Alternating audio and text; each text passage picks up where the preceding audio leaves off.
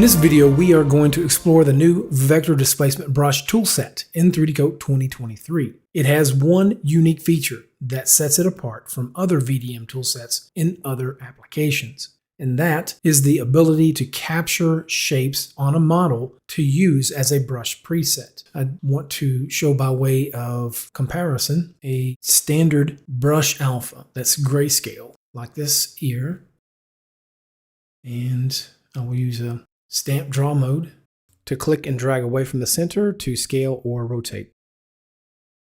Maybe that's a little bit too deep, so I can right click and drag down to decrease the depth value, or I could change it here at the top in the toolbar. Okay, so we'll do it again.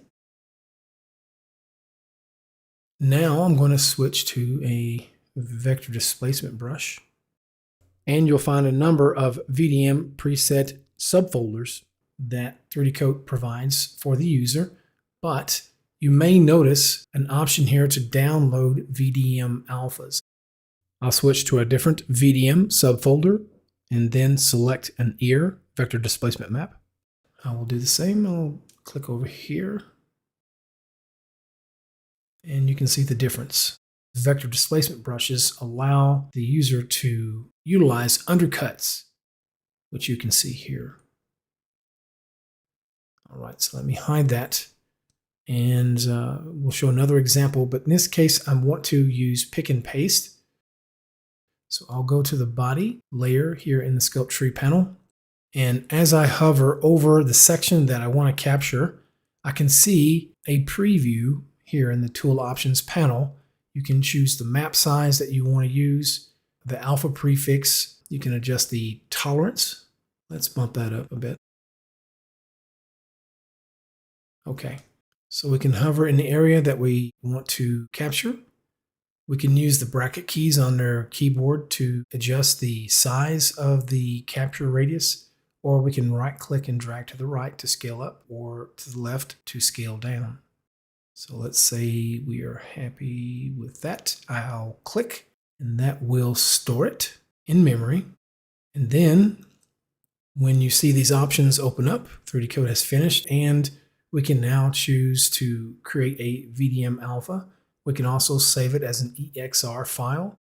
You could also go into the palette itself and right click on any one of these and choose Save Vector Displacement Map as an EXR. Also, if you want to move them to another subfolder, you can do that here.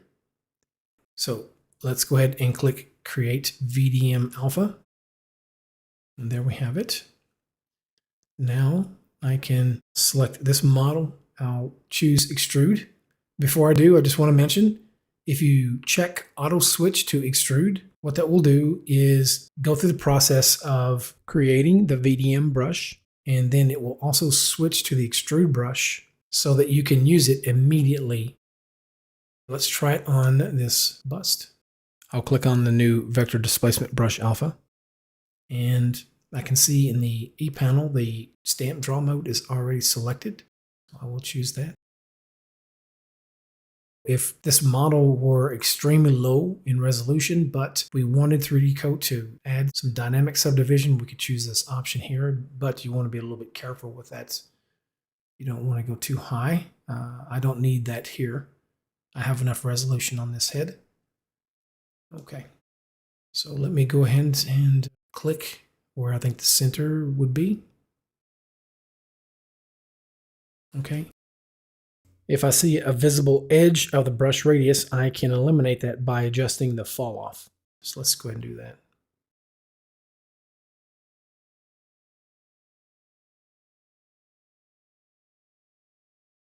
Okay, and with that, we will conclude this video about the new vector displacement functionality in 3DCoat. Thank you for watching, and we will see you in the next video.